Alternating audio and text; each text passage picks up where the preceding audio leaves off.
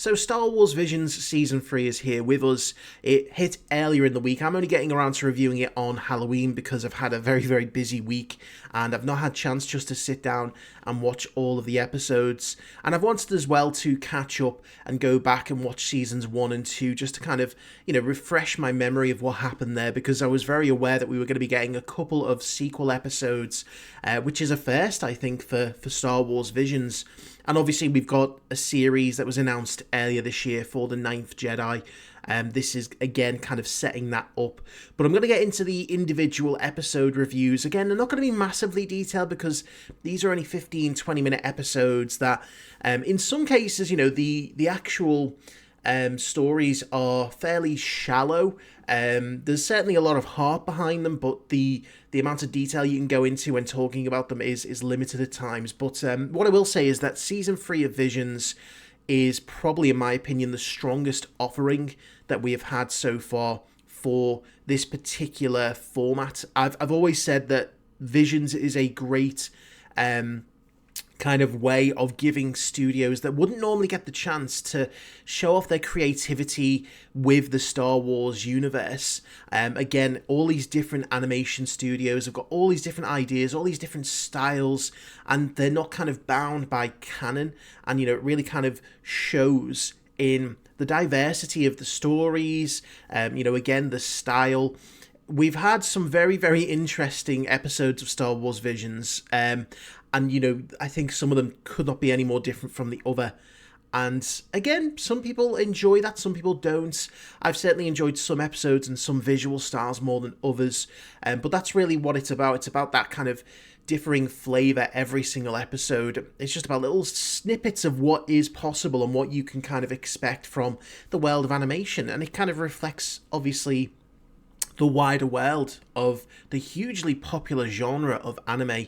And I can see it whenever I watch an episode of Visions. I'm like, this reminds me of this anime series, or this reminds me of this, series, because they are all kind of derived from those particular styles. So let's just kind of, again, talk about Season 3. So we opened up with the first episode, which was the sequel to the Ronin episode, which was The Duel. This was titled The Duel Payback. So I took some notes down because I kind of watched this over the space of a few hours, and I thought to myself, well, again, because these aren't all linked, I'm probably going to, lose track of some of my thoughts on this. But the opening episode, again, which harkens back to the very opening episode of Season 1 with The Duel, and again, it's probably one of the most unique episodes in terms of the visuals. One thing I do love about The Duel and, the first episode of The Duel as well is the kind of mixture of aesthetics, the samurai meets Star Wars style, and, you've got the mostly monochromatic, filter. It feels very much like a classic 1950s, series. And again, the story itself is quite interesting. The idea of this former Sith who hunts other Sith and carrying on that story, on the next step of his journey, but bringing in, his past into it, where, we see that, his history as a Sith is catching up with him. There's this seemingly vengeful Jedi on his tail who is, again, more machine than man, and I found that a very creepy aesthetic, where clearly this person has had a lot of augmentations after surviving the scars of whatever battle took place previously, and the voice that comes out without moving of the mouth, because it's, again, all kind of robotics, is a very creepy visual. And one thing that I found interesting was the portrayal of the Crusaders, as they called themselves. You think, oh, they're the Jedi, and they're not really. You start to realize as the episode goes on, this figure who presents themselves as a Jedi, it's almost like the roles have flipped. They're the ones coming to hunt down the Ronin. They're the one who, are full of emotion and clearly on the path of vengeance. And as more of the episode was going along, I was thinking, this isn't a Jedi path. This isn't someone who's, following the lights. They are kind of clearly full of emotion, full of rage, full of a clear desire to get revenge on the person who has maimed them terribly. And again, I thought that it was a very, very interesting episode. It's one of those where it kind of gives you an example of you can't take this too seriously as a Star Wars show, because there's a lot of facets to it that don't always align to the Star Wars universe. I mean, for me, in this, lightsabers were obviously the kind of the thing that really stood out, because in the first episode, and it was a very similar concept here, where they had the lightsaber umbrella, and I've never been a huge fan of kind of those deviations. It's like, I don't mind having like samurai style lightsabers and some other things, but these kind of overly elaborate contraptions were just a bit too much for me. And the Sith that we saw in this episode had something similar. So I was never a huge fan of those per se, but there was one point where she used the lightsaber as a leg, and I'm like, would that not just go through the floor? So I had to stop myself, my logical brain, from kicking in and saying, how does a lightsaber as a leg work? Because you'd just go right through whatever you were standing on. But again, as a story, a very, very interesting concept, and I like the Ronin as a character. Very cool, calm, collected, not quite the typical Jedi Sith aligning character. He's somewhere in between. One thing I did think is that the episode ended a bit strangely, and I think they're setting up for another sequel. I think they're setting up for a third episode, maybe later down the line, because they left off with the duel between him and the Sith, who he'd come to the planet to kill. So, we'll see what happens there. Episode 2, which was the Song of Four Wings. One thing that really stood out to me, in not necessarily the best way, in this was the soundtrack. It just didn't really fit. It was very unique. It was like this very kind of techno kind of... at times, it reminded me of Minecraft in a way, because it's got a very unique style to the soundtrack. But, obviously in the middle of battle, it just didn't always fit to me. But the episode for me was kind of like, it just oozed coolness. It was just like, forget the logic of it, forget the story, just embrace kind of the cool elements. And that kind of was most prominent for me when the Atat orcas broke through the ice, and I'm like, that doesn't make sense, but it was fucking cool. The little animal, Woopas, I think his name was, again, adorable. I think that, they're going to want to make toys out of him. Wouldn't necessarily work, I think, in any other format for Star Wars in terms of the design, but I really, really enjoyed it. I thought, again, this episode was just more about being cool than just having any kind of real heavy meaning behind it, or kind of, I wouldn't go too much into sort of the quality of the episode itself, because I just thought it was a cool concept, and it was again, there was enough of that to tide over the bits that I didn't enjoy. So the third episode was our second sequel, which was The Ninth Jedi, Child of Hope. Again, carrying on from that episode, which I really enjoyed in the first series, where they're all called into a temple, and it turns out that all of those Jedi are Sith. I thought it was a really cool twist at the time. Still do, obviously. But now we've got, the characters who survived that working together.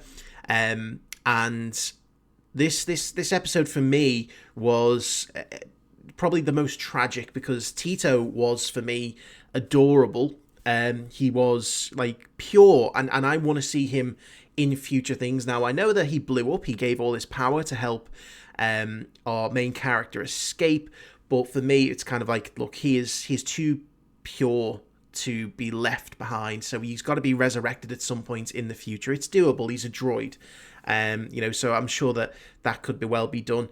But again, this episode I thought was a good setup for the coming series. Still on the hunt for her father. Again, just kind of establishing that growth in the Force. The first episode, she had the kind of translucent lightsaber because she didn't really have a connection. Now that connection is getting stronger, and she's learning and growing. And again, I thought it was a really good setup episode.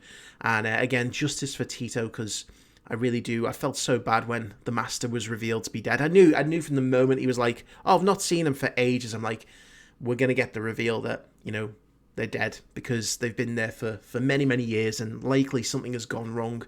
So I did really feel heartbroken for Tito in that moment. But again, really, really good episode. Episode number 4 was The Bounty Hunters.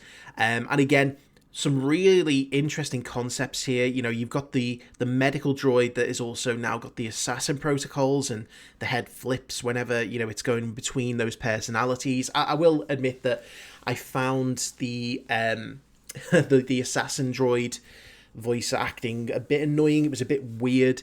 You know, but other than that, I thought this story was great. You know, again, you've got someone who is kind of down on their luck, in debt. They get, you know, offered this amazing job by this very charming and charismatic young man.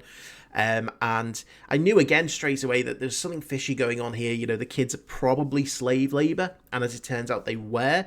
You know, again, just a very, very good concept for a story. And the thing that was refreshing for me was the fact that there was no involvement other than like a flashback of the Force. This was like the first episode of the season where we didn't deal with Sith or Jedi. It was just kind of two people in the universe, and a very kind of heartfelt story of good and bad, you know, and kind of the roguish kind of, you know, sort of bounty hunter who is down on their luck, but, you know, really has a heart of gold. And so, you know, I really, really kind of enjoyed it. To me, I've written down in my notes here, it felt like a classic Saturday kids cartoon, and that's really the best way I can describe it, is like, you know, an episode of kids TV on a Saturday afternoon, or sorry, Saturday morning, I should say, where the concept of the story is very, very simple and delivered in a very simple way, but a very fulfilling and entertaining way. Episode 5, Yuko's Treasure, is very similar. It felt very much like, you know, a sort of Saturday morning kids show. And at first I was asking myself the question, okay, is this bear an alien or is it a droid? And then because when it had an oven in its stomach, I was like, yeah, that's kind of got to be a droid, surely.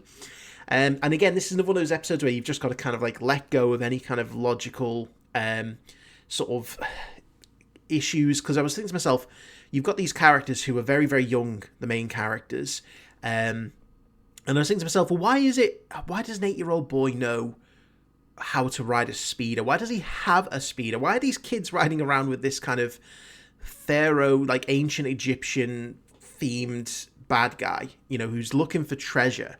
And, you know, again, the kind of the vibe of the show was one of very much aimed towards a younger audience, which was absolutely fine, because I think that, you know, there is going to be a good mixture of those types of episodes here. Going back to season 1, you know, Tatooine Rhapsody, which was my least favorite episode of that season, was very much one aimed towards, you know, the kids, and that's fine to have that. I think here this was done in a way that kind of was more enjoyable for me personally. You know, the kind of journey that the two characters went on was definitely one that I enjoyed, but not great depth to it. You know, again, it was just one of those where it's just like, things happen, you know, you just enjoy it for what it is, and, you know, you just kind of move on. Episode 6, The Lost Ones. So, again, this was one that I actually found very, very interesting in some of the concepts they came up with.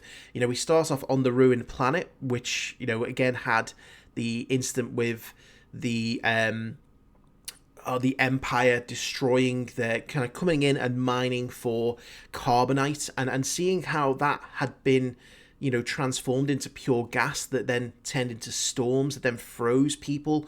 It was a really interesting take on, you know, an existing element of the Star Wars universe that you might not think of. You know, again, I know it's Tibanna. I think it's Tibanna gas that they use in carbonite freezing. I can't remember specifically, but this carbonite has, you know, slowly kind of leaked, and now it's covering the entire planet. And that came back obviously later in the episode, with the refugees, you know, who, again, their ship was great. I loved the thing that really stood out to me in this was the ship designs, both the refugee ship and the Imperial Star Destroyer, which looked absolutely beautiful. I absolutely loved the sharpness, the crispness of it.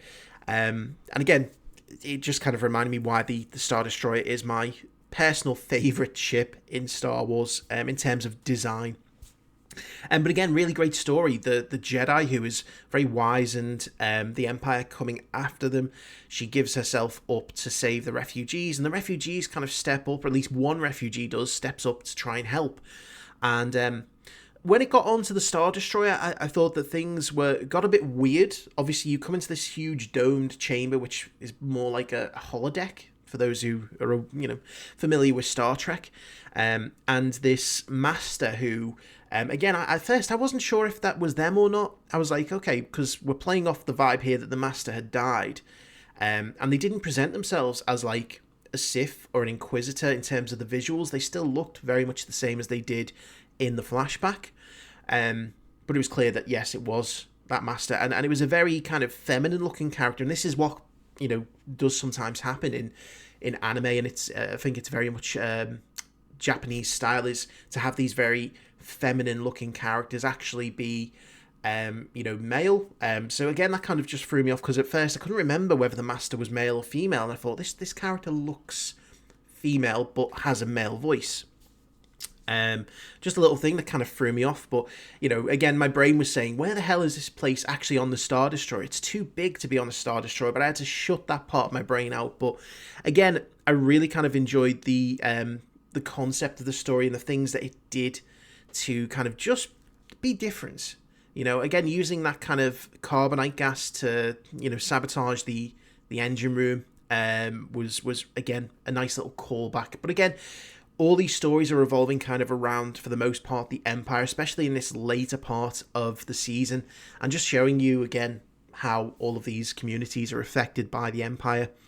Episode 7, The Smuggler. So, again, this was an episode where it had some very interesting character designs. It was, the prince, who is clearly being hunted by the Empire, the smuggler, who, again, is struggling financially, and is also, wanted by the Empire for something, and they have to kind of team up together. Again, it gave me vibes of almost like seeing A New Hope from Han Solo's point of view, where he's in debt. Someone comes along who, again, is being chased by the Empire, offers him a huge amount to transport them somewhere, and that ends up getting them, involved in this kind of bigger story. That's very much what it kind of felt like to me. And, again, the design of the Jedi Protector was creepy. I'm just going to come out and say it. It was very, very creepy. And there was something in the eyes of the characters here, in the artistic style, that creeped me out. I just, again, I enjoyed the story, but every time, especially that Jedi Protector, every time I saw her in a kind of long face that looked almost like out of, if you remember the game We Happy Few, where they all had these kind of strange masks, and a very kind of definitive style of design, I just kept getting put off by it. I mean, like, that for me was more like the design of a villain character than anything else. But in terms of the story, I enjoyed it. Again, every single episode so far, there's been something about it that, even if I've not enjoyed an aspect of it, there's been enough in the episode that I've really liked. And again, these episodes, it's hard to go into depth about their true meaning, because they've all got similar kind of stories, characters who are struggling under oppression or are being hunted. They've all got those same kind of themes. It's just different takes and slightly different, vibes to it. Now, the last 2 episodes for me were probably where the sort of season was the weakest, and it mightn't be because they were bad, it's just what I tend to enjoy. So episode 8 was the Bed of Paradise, which was, again, what I would describe as a very interesting concept. So the Padawan gets this injury, they're very eager, they're very inexperienced, naive, and they end up getting injured, losing their sight. And at first I thought, oh wow, this is going to be kind of a really interesting tale of showing us someone who has to see using the Force now to adapt and grow. And, again, I thought, well, this will be something that, certainly people who have suffered with this kind of thing might really appreciate. And it gives a greater look into how the Force interacts with people, because we've never actually seen that. Kanan in Rebels, when he loses his sight, he very much uses the Force to help him see. And I thought, is this going to be, showing us what he experienced? And again, good in concept, but I think the fact that it skipped through so many days and the journey from A to B was so quick, because it was only 20 minutes long. I think it kind of suffered from that. I think it would have done better had it been longer and we had more time to see this character develop, because, again, the story behind it, about her being kind of lost, afraid, battling with her own kind of weakness, which by the end she's able to embrace and let go of. And I honestly thought at the end that was she was going to die, which I thought would have been a very kind of beautiful way to end it. It's like embracing the inevitable, embracing death, having that character development. But it wasn't to be, she clearly survived. But again, I just felt like the beats were too sudden. And it was too stop-start. You just get into a bit of the story and then boom, it was the next day. Get into a bit of story, boom, it was the next day. So for me, episode 8, interesting concept. Could have done more with it had it got more time. And I think that, again, is probably where it just fell down a little for me. But I still enjoyed it. One that I didn't particularly enjoy was the last one, episode 9. It felt really tacked on to the end here. And it was the shortest of the season. And by word was it the most unique episode of the season. It was Black. And it's described as, on the cusp of a defeat, a psychedelic battle plays out in the haunted psyche of an Imperial trooper. Now, I hadn't read that before going into the episode. It's only now that, again, it kind of makes sense. This episode is what I imagine having a bad trip feels like. Having never, done any hard drugs or, had bad trips.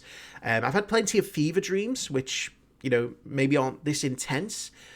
But for me, it was just kind of like all over the place. I wasn't sure what was going on. And I'm not someone who enjoys the kind of psychedelic art style. That's not really for me. So this one was a bit of a struggle for me to get through. I was waiting for there to be something of kind of, of a story behind it. Some kind of, interaction outside of, these constantly changing visuals. At first I thought, well, is this guy a zombie? Because I could have sworn at points this looked like a zombie stormtrooper, and I was like, is that where we're going? But I think having seen the synopsis of the episode, it's now clear that it's going through, in the moment of death, maybe a kind of feverish dream of all of the battles and the traumas that someone on the Imperial side has gone through. Because there was a lot in there. There was like the Death Star, there was, ground battles that looked like Hoth, so there was a lot in there. But again, without any real connection or grounding in that story, I just found it too strange.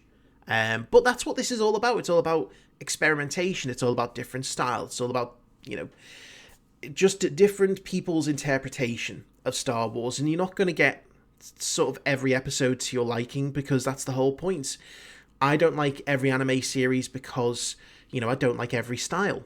I don't like every, version of storytelling that someone might have. So you are going to kind of pick and choose from all these episodes which ones you prefer over the others. And it could just be from the simple aspect of art style. And that's kind of, I think, for me, where most episodes either end up in like the really enjoyable category or in the kind of, oh, that was all right category. This season, like first season, I would say, Tatooine Rhapsody was an episode that I didn't enjoy, and there wasn't many of this in season 3. That's why I think season 3 was the strongest of the 3 series that we've had so far. Again, I think that having the only thing I would like is for us to try and move away maybe from the Empire era, the Rebellion Empire era. Just maybe experiment. I know that obviously the likes of The Duel takes place in a non-canon era where there is some kind of a war going on, and there is other episodes where there is a war going on between the Sith and the Jedi. It's not really a descript period per se. This season seemed to really focus on the Empire and Rebellion for the most part, certainly, as I say, as the season went on. So I think I would like to see maybe something towards the sequel era, or maybe something in the kind of Republic era with the clones and the CIS, or maybe somewhere further away with Mandalore or something along those lines. Maybe just kind of try and take that experimentation into other areas, because a lot of them choose to focus on Jedi, Sith, the Force, which is why I think some of the episodes that I enjoyed more were the ones where the Force wasn't really prevalent. It wasn't a main theme. It wasn't something that, was more than just a caveat to the story. But yeah, I thought this was kind of, a really, really good season. I enjoyed it. Again, it's just nice to have something Star Wars related to talk about, because there's been a real barren patch, and there's probably going to be a barren patch for a while now, because I don't think there's any other shows up until next year that we're getting. I think the Maul series is going to be coming out early next year. We've obviously got the Mandalorian and Grogu in the middle of the year in May, I think. And then Ahsoka Season 2 is probably going to be in the autumn next year, sort of August, September time. So we're looking at still another year for that. So it is nice to have something Star Wars related to talk about. But let me know what you thought of Star Wars Visions Season 3 in the comments. In the meantime, thank you very much for watching, and I will see you for the next video.